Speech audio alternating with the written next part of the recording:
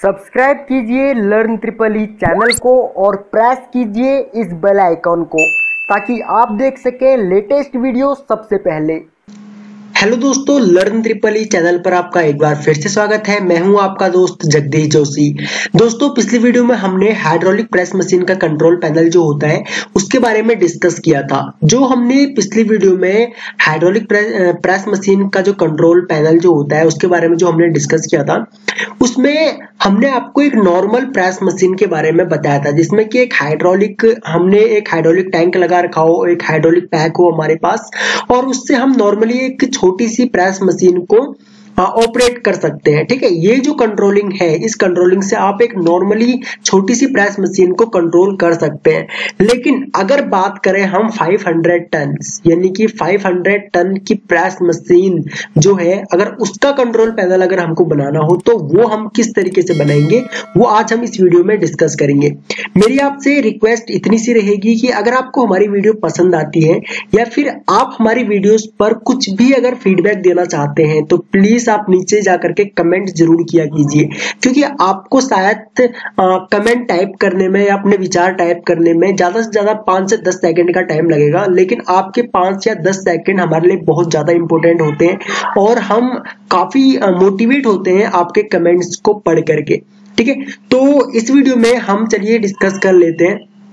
तो सबसे पहले अगर हम बात करें यहाँ पे 500 टन की जो हाइड्रोलिक छोड़िए, हम प्रेस मशीन की बात करते हैं या हम आज न्यूमेटिक प्रेस मशीन की बात करते हैं, क्योंकि जो कंट्रोलिंग जो है वो सेम ही होती है हाइड्रोलिक, चाहे हम हाइड्रोलिक प्रेस मशीन की बात करें या फिर हम न्यूमेटिक प्रेस मशीन की बात करें।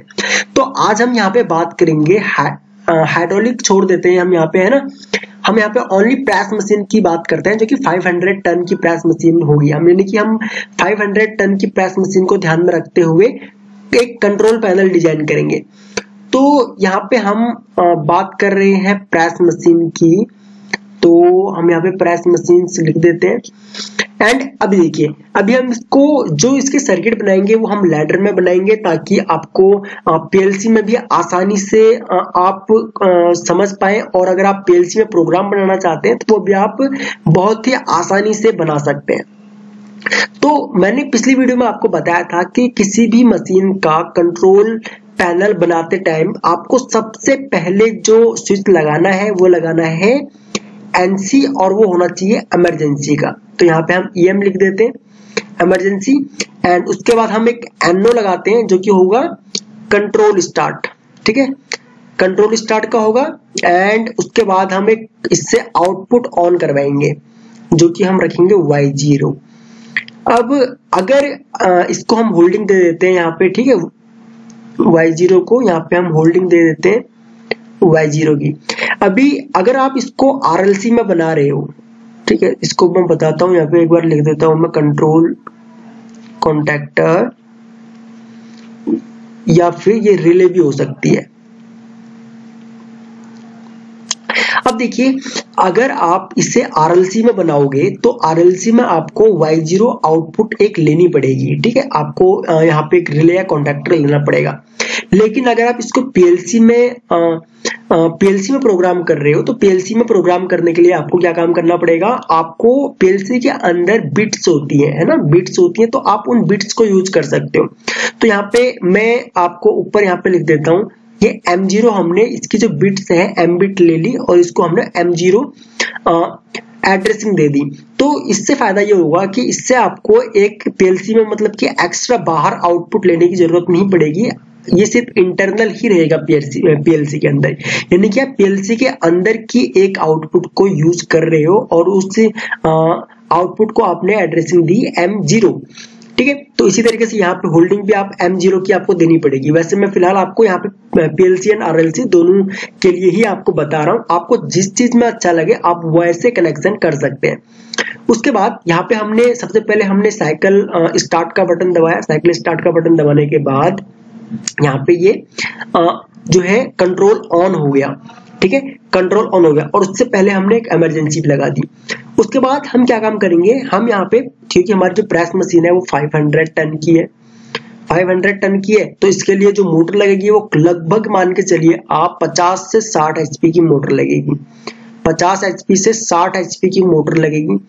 तो इस मोटर को आप नॉर्मली DOL स्टार्टर यानी कि डायरेक्ट ऑनलाइन स्टार्टर से तो आप चला नहीं सकते, तो इसके लिए आपको जो स्टार्टर यूज करना पड़ेगा वो करना पड़ेगा स्टार डेल्टा। ठीक है, तो अभी स्टार डेल्टा यूज करना पड़ेगा, तो आपको स्टार डेल्टा भी यहाँ पे बनाना पड़ेगा।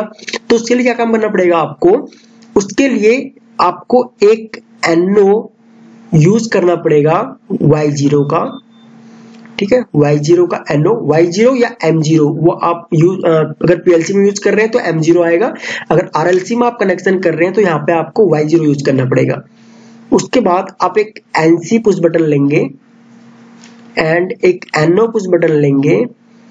देन आप क्या काम करेंगे, यहाँ पे एक आउटपुट ऑन करवाएंगे जिसका एड्रेसिंग दे दी हमने Y1। ठीक है, और इसको होल्डिंग दे देंगे आप। ठीक है, इसको होल्डिंग दे देंगे Y1 से। अभी ये Y0 की NO से हमने ले लिया, इसको हमने साइकिल या फिर मशीन ऑन, कंट्रोल ऑन का हो गया, इसको हम स्टॉप यानी कि motor stop and motor start का बटन है। ठीक है, एंड ये हो गया हमारा मैन कॉन्टैक्टर, ये मैन कॉन्टैक्टर की आउटपुट है। ओके, अभी हमने क्या काम किया, हमने Y0 से हमने यहाँ पे NC NO एंड इसको होल्डिंग दे दी, इससे एक आउटपुट ऑन करवा ली जो कि हो गया हमारा मैन कॉन्टैक्टर। उसके बाद हमने अब हम क्या काम करेंगे, हम Y1 के NO से एक टाइमर ऑन करवाएंगे।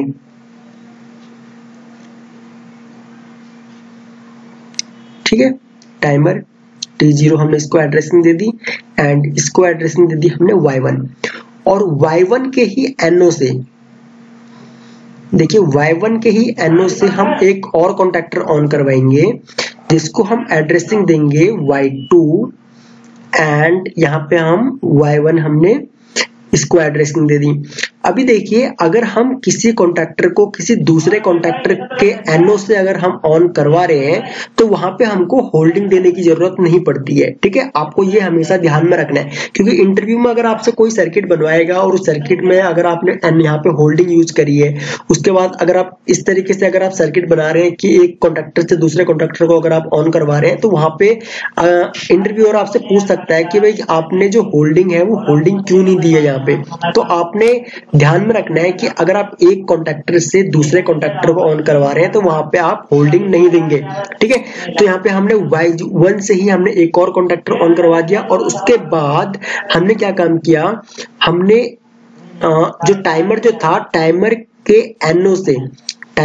NO से हमने एक और कॉन्टैक्टर ऑन करवाया, यहाँ पे Y3 हमने ऑन करवा दिया एंड ये T0 का NO हो गया। अभी देखिए, ये हमारा क्या है, ये हमारा स्टार कॉन्टैक्टर है, यानी कि इससे जो होगा हमारा स्टार का आउटपुट ऑन होगी, तो हम यहाँ पे स्टार कॉन्टैक्टर यूज कर लेते हैं। एंड ये जो होगा हमारा, ये होगा डेल्टा कॉन्टैक्टर। ठीक है, डेल्टा कॉन्टैक्टर की आउटपुट हो गई हमारी।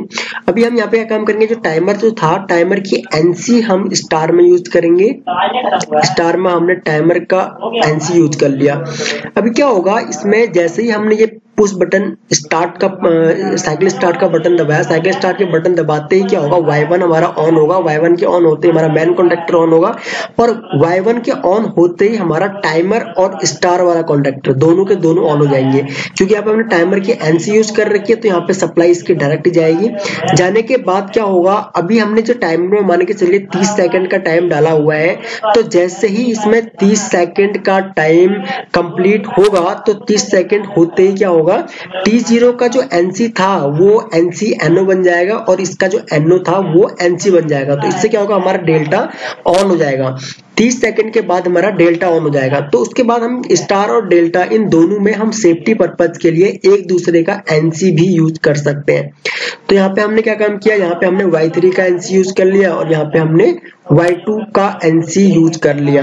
तो इससे फायदा क्या होगा, इससे ये होगा कि जब हमारा अगर इन केस कभी कोई फॉल्ट आ जाता है, फॉल्ट होने की वजह से अगर हमारे कभी कोई दोनों कॉन्टैक्टर, अगर हमारा स्टार कॉन्टैक्टर चिपका हुआ रह जाता है, मान के चलिए इसके जो कॉन्टैक्ट जो है कॉन्टैक्टर के वो हाँ चिपक जाते हैं आपस में, तो उस केस में हमारा डेल्टा ऑन नहीं होगा।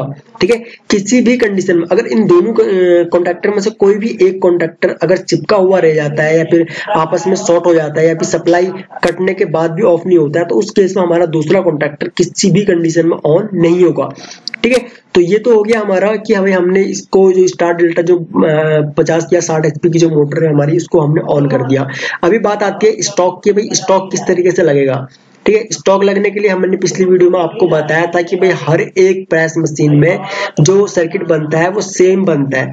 ठीक है, तो हमने क्या काम किया, हमने जो डेल्टा वाला कॉन्टैक्टर था Y3 के NO, हमने Y3 का NO लिया और Y3 के NO से हमने एक आउटपुट ऑन करवा लिया यहाँ पे। ठीक है, एक आउटपुट ऑन करवा लिया और उसको एड्रेसिंग दी हमने Y4। तो और यहाँ पे क्या होगा, जब हमारी मोटर डेल्टा में चलेगी, डेल्टा में चलने के बाद ही हमारा स्टॉक काम करेगा। तो अब हम यहाँ पे क्या काम करते हैं, हम यहाँ पे Y4 का NO लेते हैं और उसके बाद हम यहाँ पे 2 NO और लेते हैं।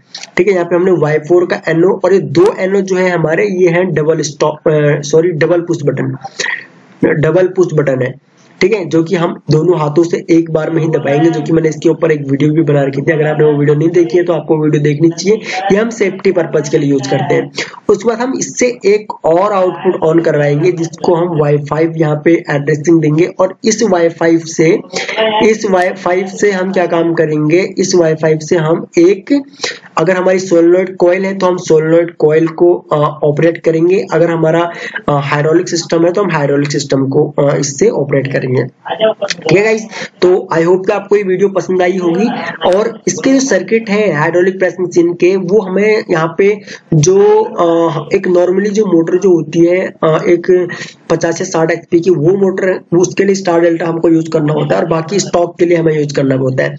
बाकी अगर आप इसमें काउंटर भी यूज करना चाहते हैं तो आप काउंटर भी यूज कर सकते हैं। अगली वीडियो में हम डिस्कस करेंगे इसकी सेफ्टीज के बारे में कि हम क्या क्या सेफ्टी यूज कर सकते हैं इसमें, क्योंकि प्रेस मशीन जो होती है ये काफी हैवी होती है और इसमें एक्सीडेंट के चांसेस बहुत ज्यादा रहते हैं। तो इसलिए इन मशीनों में सेफ्टी जो है वो मेजर इश्यू रहता है और इनमें सेफ्टी जो है वो काफी इंपॉर्टेंट भी हो जाती है, क्योंकि जो हमारा जो वर्कर्स होते हैं उन वर्कर्स की सेफ्टी के लिए एक इलेक्ट्रिकल वाले बंदे को और एक मेंटेनेंस वाला जो बंदा होता है उसको काफी ध्यान में रखना होता है कि भाई आप वर्कर्स की सेफ्टी के लिए क्या क्या चीजें यूज कर सकते हो मशीन में। ठीक है, तो नेक्स्ट वीडियो में हम फिलहाल काउंटर के बारे में डिस्कस करेंगे और उसके बाद हम नेक्स्ट इनमें बाकी की जो सेफ्टीज जो होती हैं उनमें वो हम क्या क्या यूज कर सकते हैं इलेक्ट्रिकली, वो हम डिस्कस करेंगे। तो आपको अगर ये सर्किट समझ में आ गया है तो आप हमें कमेंट करके बता सकते हैं, अगर आपको कोई डाउट है तो भी आप हमें कमेंट करके बता सकते हैं। आपको ये वीडियो कैसी लगी वो भी आप प्लीज हमें कमेंट करके जरूर बताएं। अगर आपको ये वीडियो पसंद आई तो आप हमें लाइक जरूर कीजिएगा इस वीडियो को, ताकि हम मोटिवेट हो सके आपके लिए और भी ज्यादा वीडियोस बनाने के लिए। आप इस वीडियो को अपने फ्रेंडों में भी शेयर कर सकते हैं एंड अगर आप इस चैनल पर न्यू हैं तो आप इस चैनल को सब्सक्राइब कर लीजिए एंड जो बगल में बेल आइकॉन है उसे ऑन कर लीजिए, ताकि आपको हमारी सभी न्यू लेटेस्ट वीडियोस का नोटिफिकेशन लगातार मिलता रहे। ओके गाइस, तो थैंक्स फॉर वॉचिंग, जल्द मिलते हैं अपनी नेक्स्ट वीडियो में।